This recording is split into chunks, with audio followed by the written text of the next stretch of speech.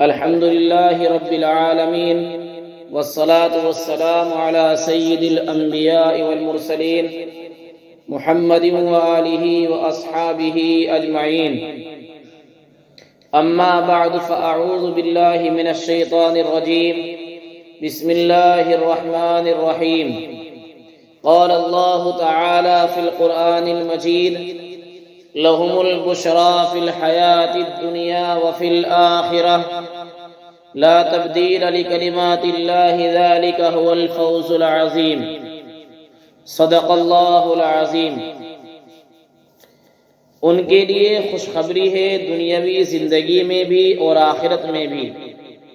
اللہ کی باتوں میں کوئی تبدیلی نہیں ہوتی. یہی زبردست کامیابی ہے. اسلام کی فطرت میں قدرت نے لچک دی ہے، اتنا ہی یہ ابھرے گا جتنا کہ دباؤ گے. قابل قدر سامعین اور نہایت ہی عزت و احترام کے مستحق علماء کرام اور مہمانان اعظام، آج آپ حضرات کے سامنے ملک کی موجودہ صورتحال اور ملک کی ایک اس عجیب و غریب کیفیت کے متعلق کچھ گفتگو کرنا ہے. آپ سبھی حضرات جانتے ہیں کہ ہمارے ملک کی موجودہ حکومت اس وقت کوئی گوشہ اور شوشہ ایسا نہیں چھوڑتی کہ جو مسلمانوں کو تکلیف دینے کے لیے وہ لاگو نہ کرنا چاہتے ہوں. حالانکہ ہندوستان مختلف تہذیبوں اور متعدد مذاہب کے ماننے والوں کا ملک ہے اور برابر یہاں کی خمیر میں مذہب شامل رہا ہے. مختلف مذاہب کے ماننے والے اس ملک میں اپنے مذہب پر پوری آزادی کے ساتھ عمل کرتے رہے ہیں. ماضی بعید میں جب مسلمانوں کے قافلے نے اس سرزمین پر قدم رکھا اور ہندوستان کے مغربی ساحل پر اپنے خیمے نصب کیے، اس وقت کی تاریخ بتاتی ہے کہ متعدد مذہب کے ماننے والوں سے آباد یہ ملک مذہبی اعتبار سے آزاد تھا اور مذہب اور تہذیب سے وابستہ احکام اور روایات پر حکومت کی طرف سے کوئی پابندی نہیں تھی. تہذیبی رنگا رنگی اور مختلف مذاہب کو ماننا اور ان پر عمل کرنا اس کی سماجی زندگی میں شامل ہے اور یہ کبھی بھی بے ربطی اور انتشار کا ذریعہ کبھی نہیں بنا. مسلمان جو ایک مستقل دین اور مکمل تہذیب کے ساتھ نہ صرف عبادتوں بلکہ شخصی معاملات میں بھی قانونی طور پر آزاد رہے. اور ابتدائی عہد کی تاریخ یہ بتاتی ہے کہ جہاں ہندو معاملات اور مسائل کے حل کے لیے برامن متعین کیے جاتے تھے تو مسلمانوں کے معاملات مسلم قاضیوں کے ذریعے طے پاتے تھے، جنہیں اس وقت کی اصطلاح میں ہنرمند کہا جاتا تھا. قابل قدر سامعین، ہندوستان میں ایک عرصے تک مسلم حکومت قائم رہی. اس زمانے میں بھی مسلم آبادی کے لیے ان کی عبادتوں کا نظام اور شخصی قوانین بحال رکھے گئے اور مختلف مذہب کے ماننے والوں کے معاملات ان کے مذہب کے مطابق طے کیے جاتے رہے. مسلم عہد حکومت کے ختم ہونے کے بعد انگریزوں کے دور میں بھی اور ان کے عہد میں بھی شخصی قوانین بحال رہے اور انگریزوں نے موجودہ صدی کے نصف اول میں تدریجاً اسلام کے شخصی قوانین کو دستور میں جگہ دی، جسے مسلم پرسنل لا کہا گیا. یہ دستور سازی دراصل اس حقیقت کا اعتراف تھا کہ مسلمان ان قوانین جن کا تعلق شخصی اور عائلی زندگی سے ہے ان سے دستبردار نہیں ہو سکتے، اور ایک ذمہ دار حکومت کا یہ فریضہ ہے کہ وہ پرسنل لا کی اہمیت کو محسوس کرے اور اسے قانونی تحفظ دے. محترم ناظرین کرام، جب ہندوستان آزاد ہوا اور ملک کا نیا دستور بنا تو اس میں بھی مسلم پرسنل لا کی قانونی حیثیت تسلیم کی گئی اور طویل ترین ماضی کی روایات اور عوامی رجحان جس کی بنیاد مذہب پر ہے اس کا احترام کیا گیا، اور قانون سازوں نے صاف طور پر دستور ساز اسمبلی میں یہ اعلان کیا کہ مسلم پرسنل لا میں کسی قسم کی مداخلت نہیں کی جائے گی۔ اس وقت ڈاکٹر بھیم راؤ امبیڈکر نے یہ کہا تھا کہ یکساں سول کوڈ کو نافذ کر کے کوئی حکومت اپنے اختیارات کو استعمال کر کے مسلمانوں کو بغاوت پر آمادہ نہیں کر سکتی۔ میرے خیال میں اگر کسی نے ایسا کیا تو ایسی حکومت پاگل ہی ہوگی۔ وطن عزیز میں رائج قوانین کی دو اہم قسمیں ہیں، سول کوڈ اور کرمنل کوڈ، جس کے لیے اردو میں بالترتیب ضابطۂ دیوانی اور فوجداری کی اصطلاحیں استعمال کی جاتی ہیں۔ یعنی سول کوڈ کو ضابطۂ دیوانی اور کرمنل کوڈ کو ضابطۂ فوجداری کی اصطلاح میں استعمال کیا جاتا ہے۔ دوسری قسم یعنی ضابطۂ فوجداری کے اندر جرائم کی سزائیں اور بعض انتظامی امور سے متعلق قوانین آتے ہیں، مثلا کسی جرم پر کیا سزا دی جائے گی اور مجرم کے لیے کیا اصول اور ضابطے ہوں گے اور انتظامی طور پر کس قسم کے اقدامات حکومت کرے گی۔ یہ پہلی قسم کے دوسری قسم یعنی فوجداری کے معاملات میں اور اس کوڈ میں آتے ہیں۔ پہلی قسم سول کوڈ ہے، اس کے دائرے میں وہ تمام قوانین آتے ہیں جن کا تعلق معاشرتی تمدنی امور سے ہے۔ البتہ اس قسم کے ایک حصے میں جسے پرسنل لا کہا جاتا ہے، اس میں ملک کی بعض اقلیتوں کو ان کے مذہب کے لحاظ سے کچھ خصوصی شعبوں میں الگ قوانین پر عمل کرنے کا اختیار دیا جاتا ہے۔ مسلمانوں کو ملک کے دستور میں یہ حق دیا گیا ہے کہ نکاح، طلاق، ایلا، زہار، خلا، فسخ نکاح، عدت، نفقہ، وراثت، وصیت، ہبہ، ولایت، رضاعت وغیرہ اور وقف وغیرہ، ان سب چیزوں سے متعلق مقدمات اگر سرکاری عدالتوں میں لے جائے جائیں اور دونوں فریق مسلمان ہوں تو سرکاری عدالتیں اسلامی شریعت کے مطابق ہی مذکورہ معاملات میں فیصلے کریں گی۔ ان قوانین کا مجموعہ پرسنل لا کہلاتا ہے۔ ہندوستان میں یونیفارم سول کوڈ کا صاف مطلب یہ ہے کہ اس ملک میں مسلمانوں کو اپنی مذہبی ہدایات کے خلاف نکاح اور طلاق جیسے معاملات انجام دینا ہوں گے۔ وصیت اور وراثت کے معاملے میں بھی انہیں مذہبی قانون کے بجائے دوسرے قوانین پر عمل کرنا ہوگا۔ اسی طرح دوسرے مذہب اور رسم و رواج کے پابند لوگوں کو بھی اپنا مذہب چھوڑنا ہوگا، اپنے رواج کو مٹانا ہوگا اور نئے قانون کا پابند ہونا پڑے گا۔ اس طرح یونیفارم سول کوڈ واضح طور پر مسلم پرسنل لا سے ایک مختلف قانون ہے، جس کے نافذ ہونے کے بعد مسلم پرسنل لا کی کوئی گنجائش باقی نہیں رہتی۔ گویا مسلم پرسنل لا جس کی بنیاد قرآن و سنت ہے اور یونیفارم سول کوڈ کو یکجا نہیں کیا جا سکتا۔ حضرت امیر شریعت مولانا سید محمد ولی رحمانی رحمۃ اللہ علیہ، سابق جنرل سیکریٹری آل انڈیا مسلم پرسنل لا بورڈ، یکساں سول کوڈ کی حقیقت کو اجاگر کرتے ہوئے لکھتے ہیں۔ وہ لکھتے ہیں کہ میں پورے یقین کے ساتھ کہتا ہوں کہ یونیفارم سول کوڈ کا شوشہ اہل سیاست کی زبان ہے اور دلی کے دربار کو قبضے میں لانے کی ایک نامناسب جسارت ہے۔ ہندوستان کسی ایک مذہب کے ماننے والوں کا ملک نہیں ہے۔ یقین مانیے اگر یکساں سول کوڈ کو نافذ کیا گیا تو ہندوستان چرمرا جائے گا، ملک میں بے چینی پھیل جائے گی۔ یہ ملک کسی ایک مذہب کا ملک نہیں ہے، یہ ملک کسی ایک تہذیب کا ملک نہیں ہے۔ اللہ کا بڑا کرم ہے کہ اس ملک میں اللہ نے الگ الگ مذہب دیے ہیں، ہر قسم کی تہذیب دی ہے، ہر رنگ کا سماج دیا ہے، الگ الگ قوانین ہیں اور سب لوگ خوشی خوشی ان قوانین پر عمل کرتے ہیں۔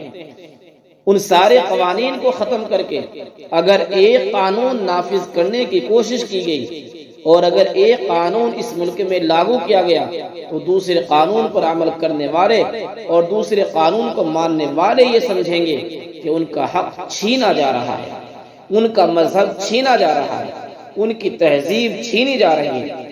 اور انسان سب کچھ برداشت کر سکتا ہے، اپنے مذہب کی تبدیلی، اپنے کلچر کی تبدیلی، اپنی تہذیب کی تبدیلی اور اپنی زبان کی تبدیلی کسی قیمت پر برداشت نہیں کر سکتا۔ یکساں سول کوڈ کا شوشہ ایک سازش ہے ملک کے خلاف، سازش ہے مسلمانوں کے خلاف، یہ سازش ہے ہندوؤں کے خلاف۔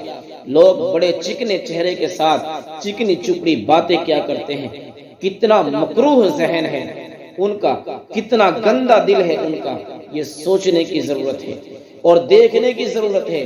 دیکھنے والی نگاہ چاہیے، چشم بینا چاہیے، تو اندازہ ہوگا کہ وہ کتنی بے ایمانی کے ساتھ کام کر رہے ہیں۔ یونیفارم سول کوڈ کا معاملہ کیا ہے؟ معاملہ یہ ہے کہ جو قانون ہے نکاح کا، جو قانون ہے طلاق کا، جو قانون ہے وراثت کا، جو قانون ہے ہبہ کا، جو قانون ہے وصیت کا، جو قانون ہے حضانت کا، اور جو گھریلو کام کے قوانین ہیں اور جو شادی بیاہ کے قوانین ہیں، ان سب کو ختم کر دیا جائے اور یہ قانون نافذ کر دیا جائے۔ یہ بات بھی آج کل یونیفارم سول کوڈ کے عنوان سے کہی جا رہی ہے کہ مرد اور عورت کو ایک جیسے اختیارات دیے جائیں گے۔ ساتھ ہی یہ بھی کہا جاتا ہے کہ اسلامی قانون ٹھیک نہیں ہے، مرد کو وراثت میں دوہرا اور عورت کو اکہرا، بھائی کو ڈبل اور بہن کو سنگل، بات سمجھ میں نہیں آتی، یہ بات درست نہیں ہے۔ یہ اسلامی قانون پر اعتراض کیا جاتا ہے، یہ اعتراض کرنے کی بات نہیں ہے۔ آدمی جوان ہوتا ہے، شادی بیاہ کرتا ہے، بال بچے ہوتے ہیں، تمام اخراجات کی ذمہ داری شوہر پر آتی ہے، خرچ بیوی کے اوپر عائد نہیں ہوا کرتا۔ نفقے کی ذمہ داری، کھانے پینے اور پہننے کی ذمہ داری، اولاد کی ذمہ داری سب شوہر پر ہے۔ ساری مالی ذمہ داریاں مرد پر ہیں۔ جس پر مالی ذمہ داری زیادہ ہے اس کا وراثت میں حصہ زیادہ ہے، اور جس پر مالی ذمہ داری کم ہے اس کا وراثت میں حصہ بھی کم ہے۔ عقل کے مطابق تو یہی قانون ہے، عقل کے مطابق وہ قانون نہیں جس میں گدھے گھوڑے سب برابر کر دیے جاتے ہیں۔ اللہ تعالیٰ نے مخصوص صفات کے ساتھ مرد کو پیدا کیا ہے اور مخصوص صفات کے ساتھ عورت کو پیدا کیا ہے۔ دونوں کی ذمہ داریاں الگ الگ، ایک کی ذمہ داری گھر کی، دوسرے کی ذمہ داری باہر کی۔ مرد باہر کھیت کھلیان میں، دفتر میں، آفس میں، بازار اور شہروں میں محنت کرے اور کمائے، اور عورت رہے گھر میں اور بچوں کی تربیت اور پرورش کرے۔